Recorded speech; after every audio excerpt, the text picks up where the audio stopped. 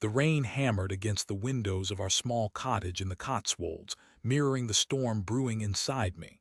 For 20 years, Rowen and I had built a life here, a quiet, idyllic existence far removed from the chaos of London. I, a freelance graphic designer, found solace in the rolling hills and the gentle rhythm of village life. Rowen, a dedicated veterinarian, poured her heart into caring for the animals of the surrounding farms. Or so I thought. It started subtly, a creeping unease that I initially dismissed as stress. Rowen, always punctual, began working late more frequently. Her explanations were vague: an emergency surgery, a difficult birth, and delivered with a forced cheerfulness that didn't quite reach her eyes. Our conversations, once filled with laughter and shared dreams, became strained, punctuated by long silences. She seemed distant, preoccupied, as if her mind was elsewhere. I tried to talk to her to bridge the growing chasm between us. "Is everything all right, Rowen?" I'd ask, reaching for her hand. She'd pull away, feigning annoyance. "Of course, Gareth, why wouldn't it be? You're always so worried." Her words were sharp, dismissive, a stark contrast to the gentle, loving woman I knew. One evening, I decided to surprise her at work. I drove to the veterinary clinic, a converted barn on the outskirts of the village, hoping to share a quiet dinner together. The clinic was dark, the parking lot empty. I frowned, checking my watch.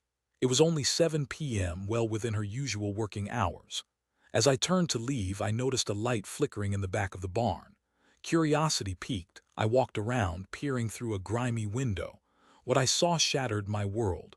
Rowen was there, not tending to an injured animal, but locked in a passionate embrace with a man I didn't recognize. His back was to me, but I could see Rowen's face, her eyes closed, her expression one of pure ecstasy. It was a look I hadn't seen directed at me in years. The blood drained from my face. My heart hammered against my ribs, a frantic drumbeat of disbelief and pain. I stumbled back to my car, my legs feeling like lead. The rain intensified, blurring the world around me, but nothing could obscure the image seared into my mind. I drove aimlessly for hours, the shock slowly giving way to a burning rage. How could she? How could she betray me like this after all we had shared? 20 years. 20 years of love, commitment, and trust, all reduced to this sordid little affair. When I finally returned home, Rowen was already there, sitting on the sofa, reading a book. She looked up, her expression softening as she saw me. "Gareth, you're back late. I was worried." Her words were like a knife twisting in my gut. The hypocrisy, the sheer audacity of it was unbearable. I wanted to scream, to lash out, to demand an explanation, but I couldn't. The words caught in my throat, choked by a mixture of anger and grief. I simply stared at her, my eyes filled with a pain she couldn't possibly comprehend.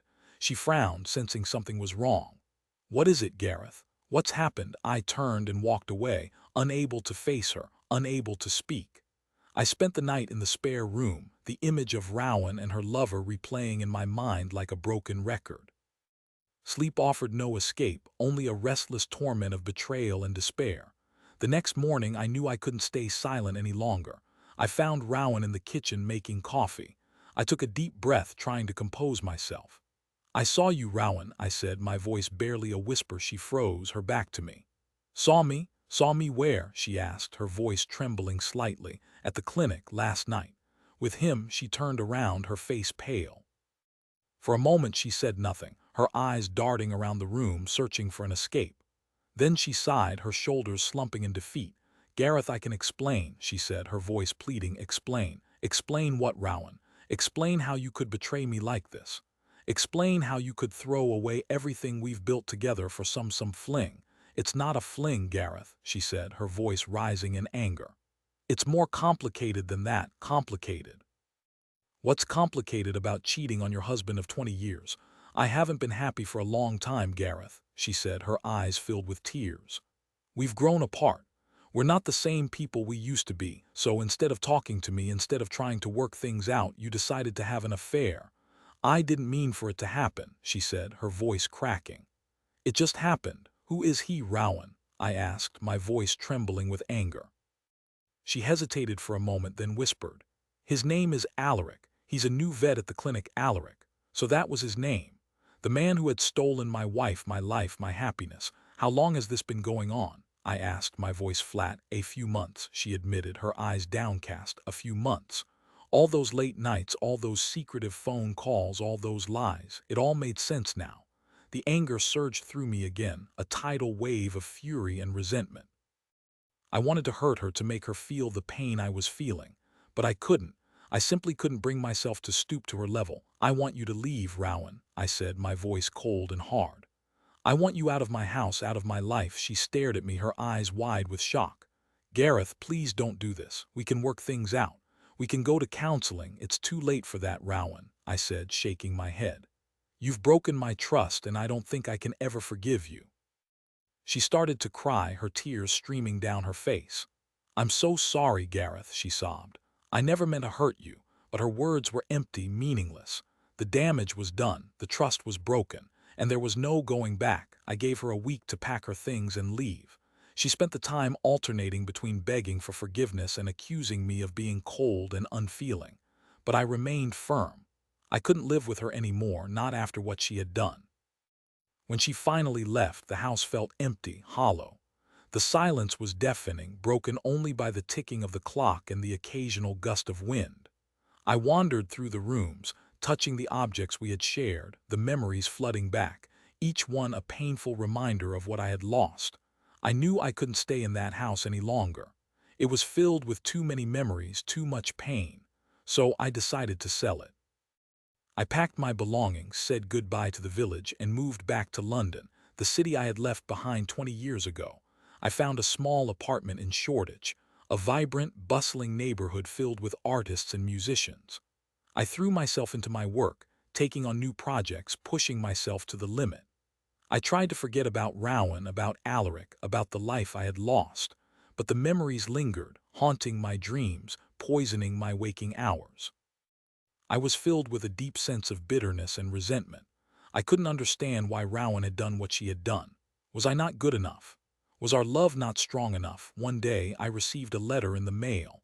It was from a solicitor informing me that Rowen and Alaric had been involved in a car accident. Alaric was dead.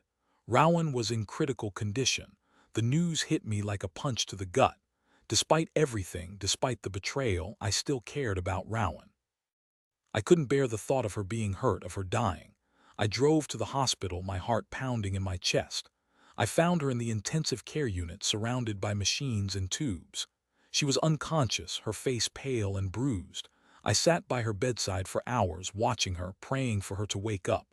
I thought about our life together, the good times and the bad. I remembered the day we met, the day we got married, the day we bought our little cottage in the Cotswolds. As I sat there, I realized that I couldn't hold on to the anger and resentment any longer. It was consuming me, poisoning my soul. I needed to forgive Rowen, not for her sake, but for my own. When she finally woke up, she looked at me, her eyes filled with confusion and pain. Gareth, she whispered. I'm here, Rowen, I said, taking her hand. Alaric, he's gone, isn't he? She asked, her voice trembling. I nodded, unable to speak. She closed her eyes, tears streaming down her face. I'm so sorry, Gareth, she said. I've made a terrible mess of everything. I know, I said, squeezing her hand. But it's okay. We'll get through this. I stayed with her for the next few weeks, helping her to recover both physically and emotionally. We talked, we cried, we shared our regrets and our hopes for the future. I knew that we could never go back to the way things were before. The trust was gone, the damage was done. But I also knew that we could find a way to move forward, to build a new kind of relationship, one based on honesty, respect, and forgiveness. When she was finally discharged from the hospital, she didn't return to the cottage in the Cotswolds. Instead, she moved into a small apartment in London near my own. We started seeing each other, going for walks, having dinner, talking about our lives. It wasn't easy. There were still moments of anger, of sadness, of regret. But we persevered, determined to make things work. We went to counseling, we learned to communicate better, we learned to forgive each other slowly, gradually. We began to rebuild our lives, not as husband and wife, but as friends, as companions, as two people who had shared a great love and had found a way to move beyond the pain and betrayal. It wasn't the life I had imagined for myself, but it was a life, and it was a life filled with love, with hope, and with the possibility of a brighter future. Years passed. Rowen and I remained close, our bond forged in the fires of betrayal and forgiveness. We never remarried, but we found a comfortable rhythm in our lives, supporting each other through thick and thin. She eventually returned to veterinary work, finding solace in caring for animals. I continued my graphic design, my work gaining recognition and acclaim. One crisp autumn evening, as we sat by the Thames, watching the city lights twinkle on the water, Rowan turned to me, a gentle smile gracing her lips. "You know, Gareth," she said softly, "I'll always regret what I did. Hurting you was the biggest mistake of my life." I took her hand, my heart filled with a quiet understanding. "I know, Rowan," I replied. "But we all make mistakes. The important thing is that we learn from them and move on." She squeezed my hand, her eyes filled with gratitude. "You're a good man, Gareth," she said. "I don't deserve you," I smiled. "Maybe not," I said. "But here we are, still together in a way." And as I looked at her, at the woman who had once betrayed me so deeply, I realized that forgiveness wasn't just about letting go of the past. It was about embracing the future, about finding a way to love and to heal, even after the most profound betrayal. It was about choosing hope over despair, and about finding strength in the face of adversity. It was about recognizing that even in the darkest of times, love can still find a way to shine through. The rain had stopped, and the first rays of dawn were painting the sky with hues of pink and gold. The storm had passed, both outside and within. And as I held Rowan's hand, I knew that we had finally found our way back to each other, not as lovers, but as something perhaps even more profound. As friends, as companions, as two souls who had weathered the storm and emerged stronger, wiser, and more compassionate than ever before.